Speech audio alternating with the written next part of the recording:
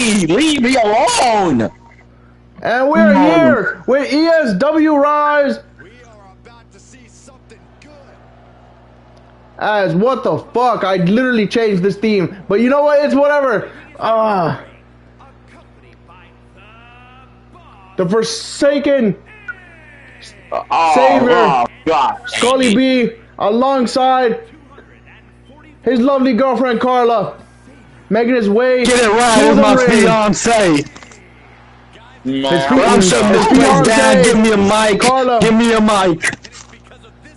Oh my God! Carla. Bro, get them out of here. What They're is opening the that? show here tonight.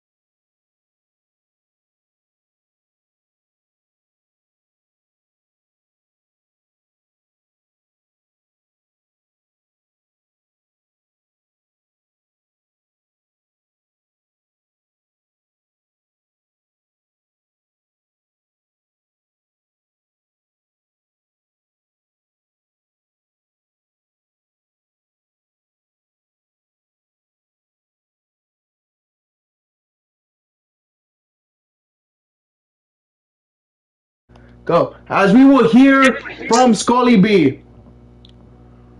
You can all feel it, can't you? That chill crawling up your spine, that tension thick in the air, that sense that something is about to go very, very wrong. Because when I walk through that curtain, when I step into this ring, the entire world knows everything changes.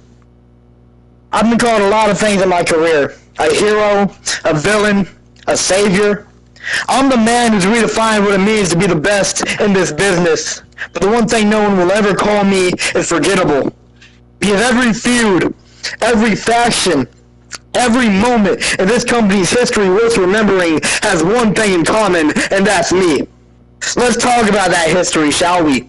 Let's talk about the wars that I've fought, the factions I've built, the Forsaken family, the GBA, and now, the Providence. Every single one of them was a stepping stone to something bigger, something greater. And you see, while some of my former allies turned their backs on me, yeah, I'm talking about you, Adam Woods, I saw what happened to you, and I'm damn glad it happened to you, spineless coward.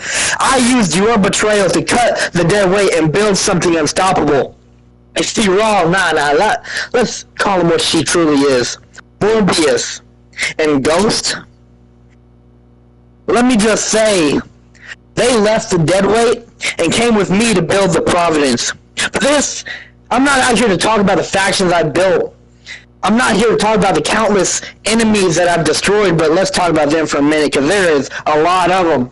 Let's talk about my former tag team partner from the Gold-Blooded Alliance. How you doing, Reese? I know you're not here tonight. You're a man who broke my back, a man who thought he could end my career. And yet, here I stand in the light of day. And you see, I returned at the Rumble after breaking my neck. Who eliminated me from that Rumble? Eli Stevens. You know, we go way back. And I knew you when you were the one-win wonder. But you eliminated me from the Rumble. And I respect you for it. I'll admit it, it's impressive how far you've come. And being eliminated by the winner of the Rumble is a fucking honor. But don't let it get to your head, Eli. I helped you become the man you are today, and I can just as easily take it all away. So I'm gonna let you take out Jacob Thomas, as I have bigger fish to fry. Don't forget to watch your back. But speaking of the champ, Jacob Thomas, the one true god, the heartbreaker, the hand-me-down champion, Let's call it what it is, Jacob. That title wasn't earned. It was gifted to you. A golden ticket handed to someone who's done nothing to deserve it. And you've clung to it like a child with a security blanket. Because deep down, you and I both know the truth. You're a placeholder. A glorified sea warmer. And let's be honest, if I kiss the GM's ass as much as you do, maybe I'd still be on top as well. But unlike you, I don't sell my soul for scraps. I take what I want. But let's not stop there. Let's not forget, he who must not be named, the man you technically took that title off of. One of my greatest rivals, a man who got fired because he didn't know how to stop running his mouth. A man that took what was mine and took credit for my damn downfall. See, I can sit here all day and talk about history, but let's go back to where it all started. The history of ESW may have been erased, but it is never going to be forgotten. One can and will never forget Scully B versus Max PCB. Max may still be a certified main eventer, a legend in his own right.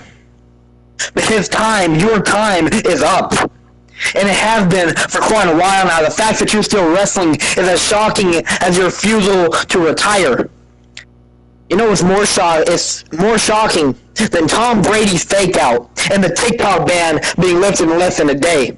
You've had a hell of a career, Max, but if you stick around any longer, you're going to end up like everyone else who crosses me, broken, forgotten, and begging for mercy. But you see, none of my rivals compare to the man I came out here tonight to see, but he's not here.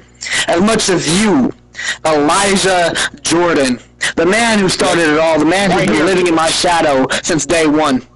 He spent his career trying to hold me back, trying to erase my legacy, but no matter what he does, I'm still here, and I'm still better than you. You used to sit behind that desk and mock me because you couldn't be me. Then you grew up here, stepped in the ring, but it didn't go well, did it? Do I have to remind you of Isaiah Fatu? Oh, come on. Or may I remind you of Vibe? Speaking of, whatever happened to the association?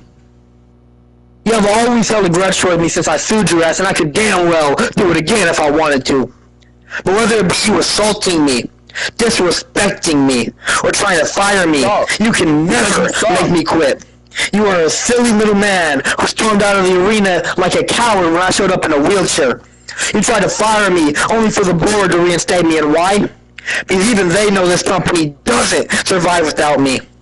You hate me because you'll never be me. You'll never out-talk me, you'll never out-fight me, and you damn sure will never outshine me. But I didn't come back just to embarrass you, Elijah. I came back to end you, to rip away everything you have left in the night. While I'm out here talking, my boys Morbius and Ghost, What? What are they gonna let's do? just say they're paying a little visit to someone close to you. Go ahead. Wait, what? Call Aaliyah. She's fine, physically, but I'm sure Little Miss PCB is shaken up after meeting my guys. Oh, no. You can thank me later for not letting them take things further. Yeah, I gotta go off. Do I have your attention now, Elijah? Because surely this is gonna happen. You're gonna give me what I want. I want to take everything from you. So at WrestleCade, I'm calling you out. Career versus career. I'm willing to risk everything, but I want it one-on-one. No ropes, no rules, no running, no hiding.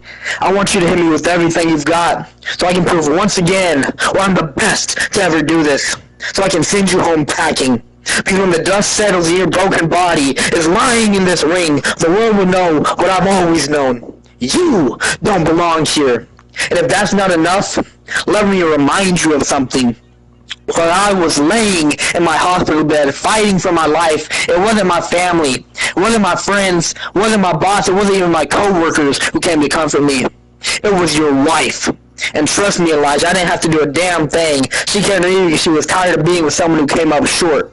But don't worry, I didn't want that whore either. So while you sit here seething, remember this.